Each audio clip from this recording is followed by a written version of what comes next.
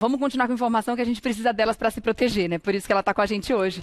Olá, doutora Maitê Pimentel. Olá, tudo bem? Boa tarde. Só no namastê agora, né?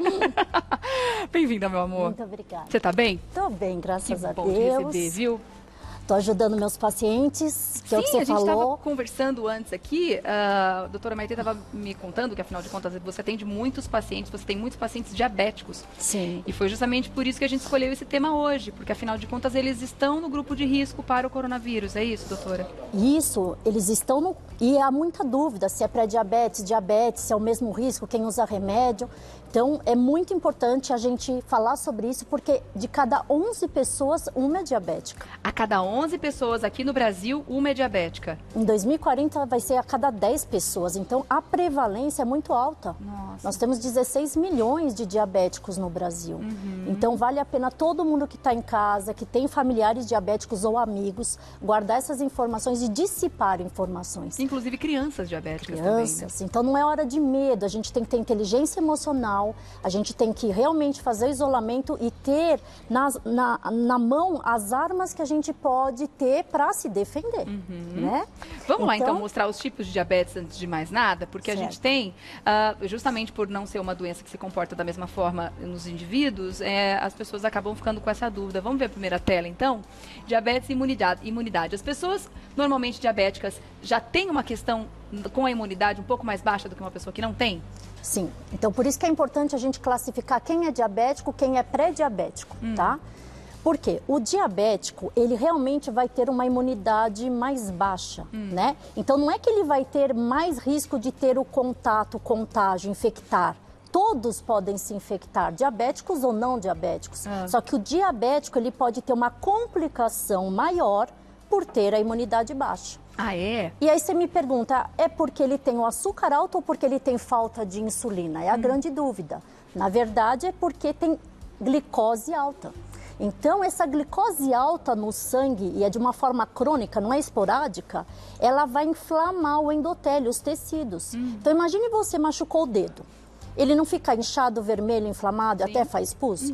Isso é uma coisa que acontece momentaneamente, o corpo se defende. Imagine o diabético estar inflamado dentro o tempo inteiro se não está bem controlado. Tá. Então não é questão só de ser diabético. Quanto mais tempo de exposição ao diabetes, quanto mais tempo de descontrole do diabetes, quanto mais tempo você não se cuidou, é o paciente que tem um maior risco de ter as complicações do coronavírus. Então, se o diabetes está controlado, essa pessoa tem chance de passar pela doença como uma gripezinha normal também. Isso, então quanto mais controlado, melhor, tá? Entre o tipo 1 e o tipo 2, existe um dos dois tipos corre mais risco que o outro ou não? Os dois tipos têm o mesmo risco de você entrar em contato e se infectar, tá? Então não existe um é pior do que o outro.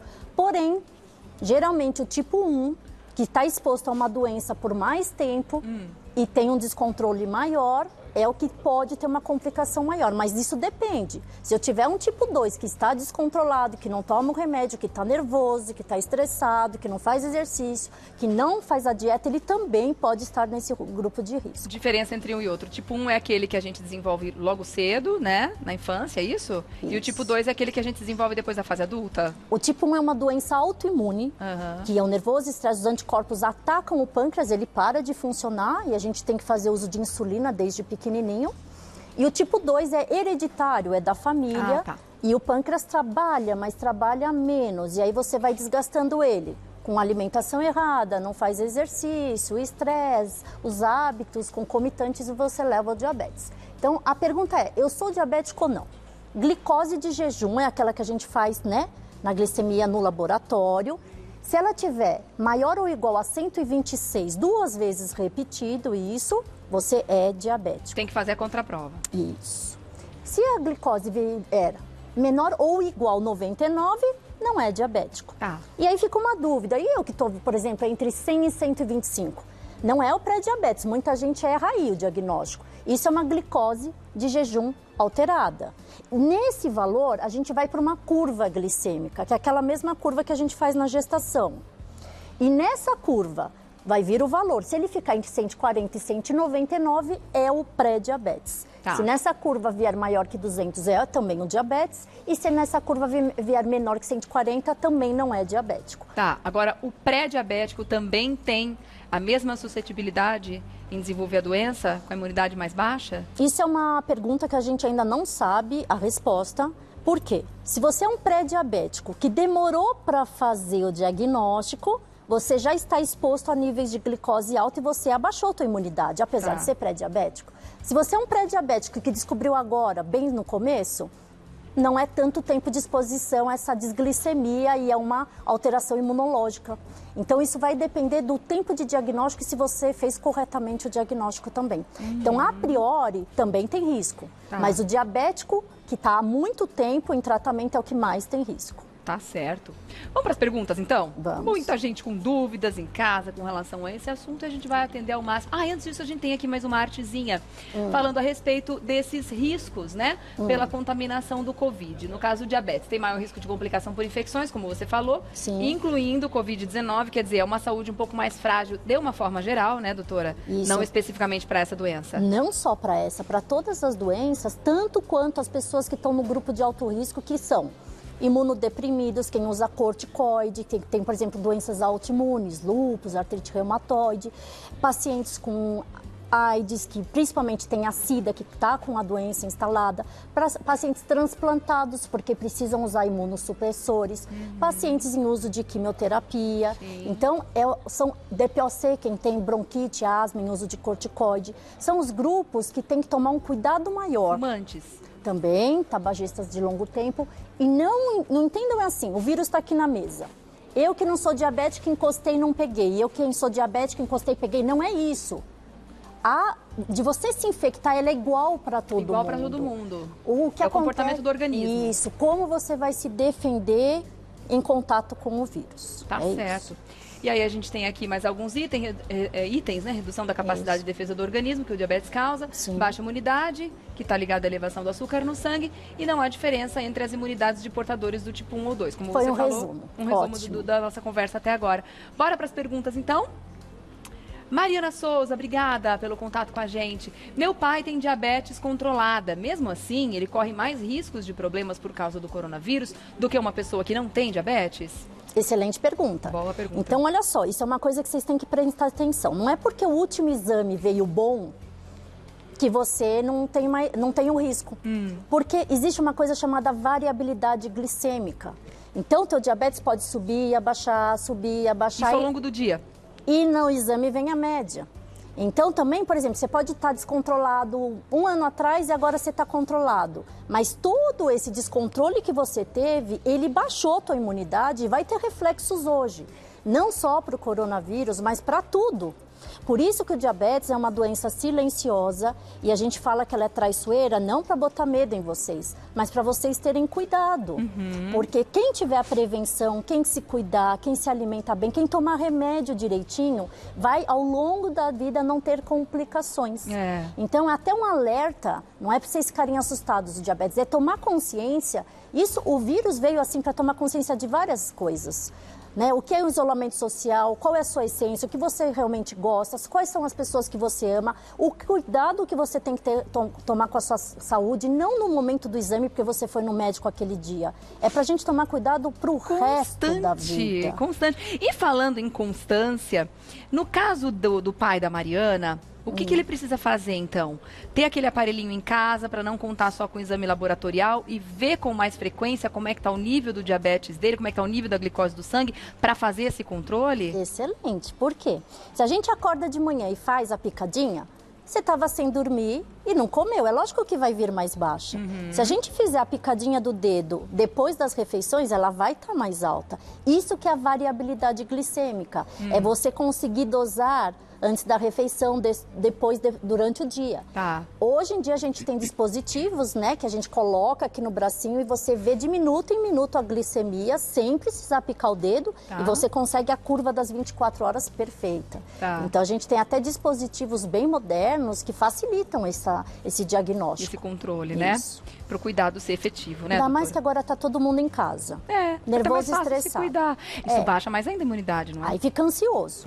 Aí começa a ficar beliscador de catar tudo da geladeira, né? E só caca, né? Então, tem que realmente ter a qualidade da alimentação, faz o exercício em casa, lê um livro, se acalma. É hora de inteligência emocional. Né? Vamos meditar, né? Meditar é tão bom. Sim. Vamos lá para a próxima pergunta. Obrigada, Mariana. Valéria Conceição quer saber o seguinte. Tenho 67 anos, sou diabética e hipertensa. Durante essa pandemia, devo solicitar ao médico alguma mudança nas minhas medicações? Essa pergunta é muito, muito importante. Muitas pessoas estão sabendo que ibuprofeno parece que não faz tão bem, né? Não é bem indicado, né, para esse momento. E saiu também notificações de que quem toma remédio de pressão, os hipertensos que usam BRAS, inibidores de ECA, são remédios que têm uma enzima de conversão para angiotensina 2. O que é isso? Essa enzima, ela parece que facilita o vírus de infectar, principalmente no pulmão e no rim. Então, você que é hipertenso e toma algum desses remédios, tem que falar com o seu médico se há possibilidade de troca. Não é para parar, pelo amor de Deus. Se você parar e deixar a hipertensão descontrolada, vai piorar a infecção. Agora, se você também mantiver esse remédio, estiver num grupo de alto risco e tiver, por exemplo, com corona, esse remédio tem que ser trocado, tá?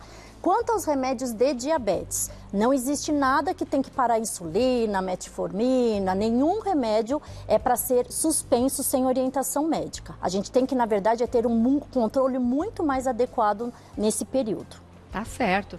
E a gente pode dizer, no caso dela, que ela tem 3 situações do grupo de risco, isso potencializa ainda mais a situação caso ela venha a ser infectada? Sim, porque o organismo é uma orquestra, né? Na verdade, por isso que medicina é muito complicado. Você não pode falar só, é isso que está acontecendo, é isso, mais isso, mais isso, mais isso. Quanto mais complicações a gente tiver, aqui são 3. A idade, que é um fator de risco, que a gente sabe, diabetes e hipertensão são mais 2 fatores de risco. Se ela não estiver dormindo bem, é outro fator de risco. Se ela não estiver se alimentando bem, é outro fator de risco. Se ela estiver acima do peso, é fator de risco. Então, engana-se quem tem que parar de fazer dieta. Eu vou parar de fazer dieta porque agora a minha imunidade vai ficar boa. Fortinho. Pelo contrário, a obesidade produz células inflamatórias dos adipócitos que pioram a imunidade. Mas tem que tomar cuidado com o tipo de dieta para não acabar com a imunidade também, Nada né? de dietas restritivas no momento, com muitas salada, frutas, vitaminas. E o que você falou, se ela, por exemplo, tiver asma, é outro fator de risco que entra. Então, tem que associar tudo. Tá certo. Obrigada, Valéria, pela pergunta. Se cuidem, dona. Vamos falar com a próxima aqui? Ou o próximo? É a Rosana Fernandes. Tenho 69 anos, sou diabética e moro com minha neta, que é enfermeira. Eita. Não consigo ficar em quarentena em outra casa. Por isso, quais os principais cuidados que devo ter, já que ela está tendo contato com portadores do coronavírus? Isso é uma situação que está acontecendo muito. E muitos pacientes meus estão ligando, doutor, eu tenho que ser dispensado porque eu sou diabético, eu tenho que ficar isolado. Então, o que acontece? Quem pode tem que ficar isolado.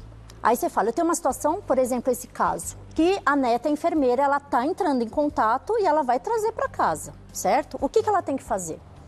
Todas as prevenções que a gente está escutando. Tirar a roupa, lavar a mão, deixar o sapato para fora. Outra coisa, gente, não adianta, por exemplo, anel. Você chegou em casa, tirou a roupa, tirou o sapato. Aí você entra, tira o anel e lava a mão. E coloca, por exemplo, sei lá, tem gente que põe na sala junto com a chave, as coisas, aí deixa lá.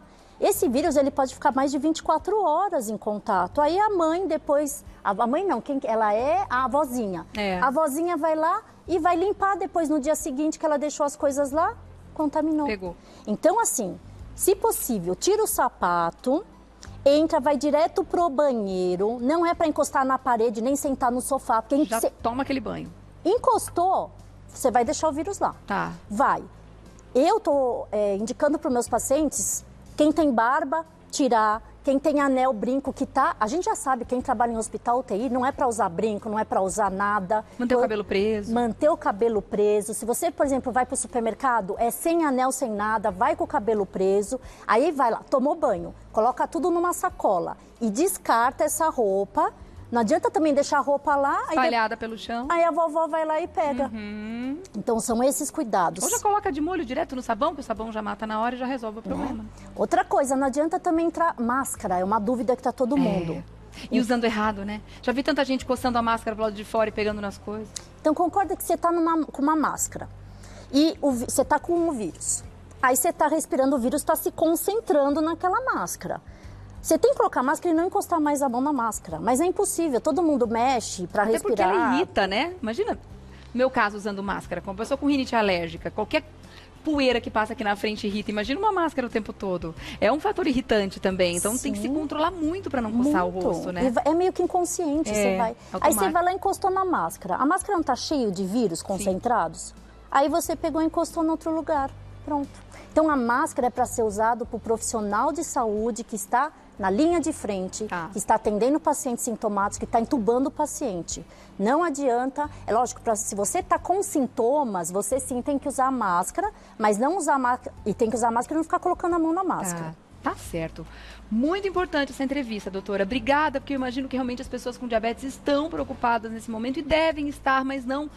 É o que a gente sempre fala, livre da paranoia, né? A gente não tem que ser pautado pelo medo, mas pelo cuidado, né, doutora? Exatamente. Obrigada pela sua presença. Muito obrigada pela oportunidade. E assim, vocês estão fazendo um trabalho incrível de disseminar muita informação correta, de alertar as pessoas. E agora é a hora de não ter pânico, ter muita informação, ter consciência e realmente se isolar. O isolamento social é importante nessa hora para a gente dar oportunidade para que a maior parte das pessoas que vão se infectar, elas se salvem.